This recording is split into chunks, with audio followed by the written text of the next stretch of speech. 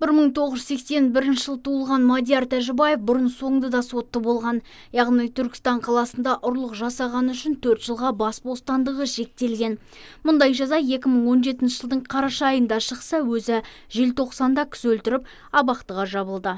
Тәжібаев Мадияр Жемходжаевич Қазақстан Республикасы қылмыстық кодексінің 99 бабының 1 бөлігімен кінәлі деп танылсын.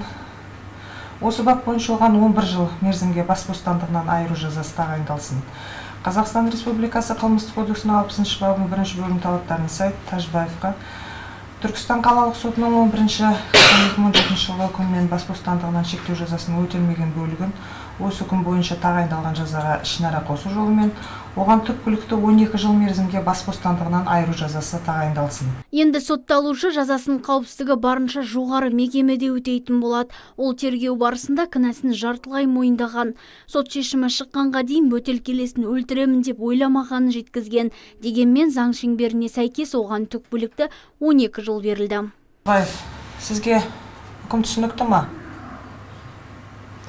Үкіммен келіспеген жағдайда шағым беру тәртібі мен мерзімі сізге түсінікті ма? Сізге жақсы естіліп тұр ма? Олай болса, сот отырысын жабық деп жариялаймын.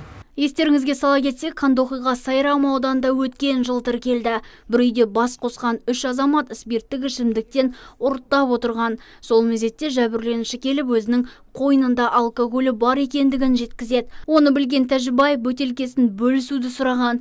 Достарына ішімдігін қимаған Бакиев бермейтінін айтады. Сол уақытта сотталушы оның басынан балғамен ұрып, арықтың жанына сүйреп, тағы да тепкілеп, денесіне ауыр жарақат салған. Нәтижесінде ер азамат сол жерде көз жұмған. Нұргүл Жолымбетова, Мұрат Адинаев, Абзал Тұрабеков, ТВК телеарнасы.